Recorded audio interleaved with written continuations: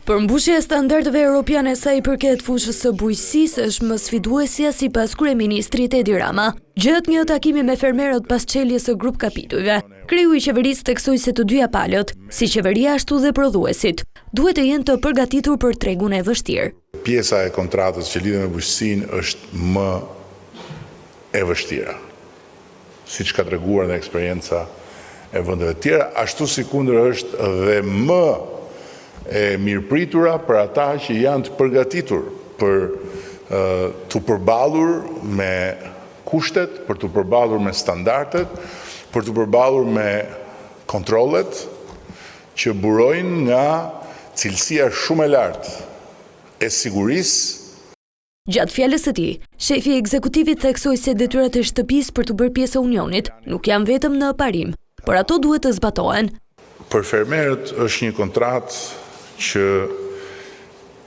kërkon standarde dhe cilësi, kërkon teknologji dhe digitalizim, kërkon organizim të sofistikuar dhe patjetër kërkon edhe mbështetje. Sipas Ramës, një tjetër hapi i qeverisë do të jetë rritja e mbështetjes financiare ndaj fermerëve. Për çdo euro të eksportuar, ne importonim 9 euro në ushqim.